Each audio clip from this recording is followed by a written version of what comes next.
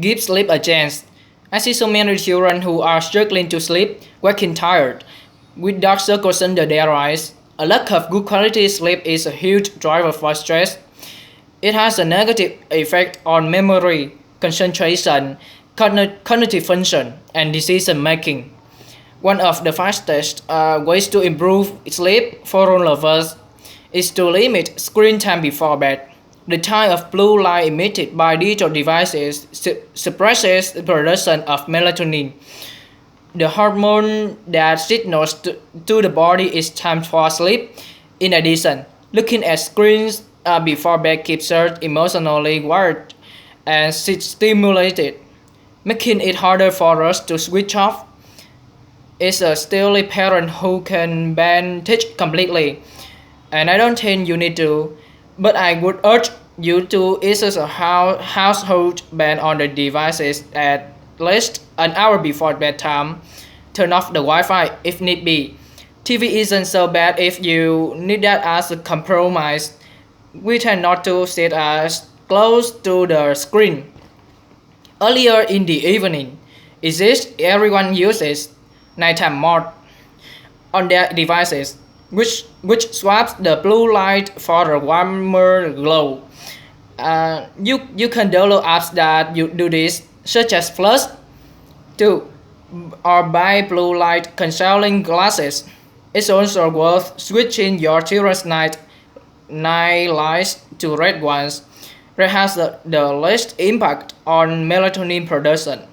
When I did this in my children's rooms, they slept in more than an hour later the next morning. Get out and exercise.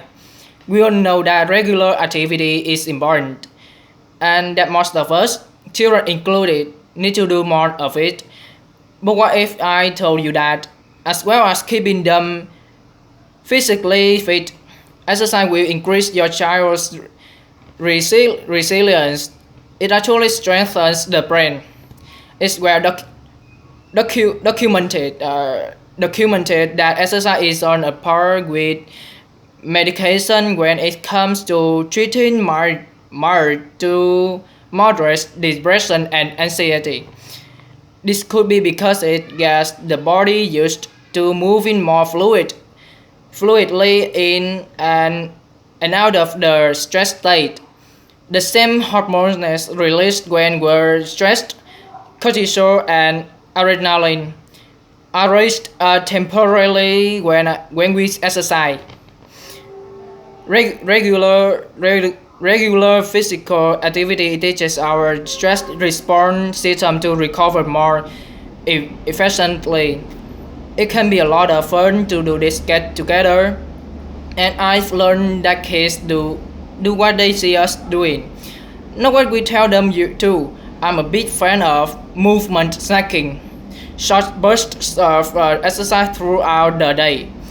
I'll put on the radio before dinner and while on dance around in the kitchen, or my kids will join me doing squats, star jumps, back crawls, or frog hops. The sillier I look, the more they seem to enjoy it. Teach delay gratification. Resilience means understanding you can always have what you want as soon as you want it. It's an important concept to pass on in the age of Amazon Prime, Spotify, Netflix, and Uber. Psychology teaches us that people who can accept delayed gratification lead happier, healthier lives without the ability to defer pleasure and reward. Our kids are losing an important skill for their well-being. One of the best ways to teach it, playing board games. These require impulse control, turn taking, and mental flexibility. They exercise the prefrontal cortex, the rational part of the brain involved in decision making, emotional regulation, and yes, resilience. Board games are also a good way for you to model resilience by being a good closer. But there is no shortage of other ways to encourage delayed gratification. Learning a musical instrument, listening to whole albums instead of skipping from chat to chat online, mastering a new sport, even watching a TV series together week by week instead of binging in a couple of sittings.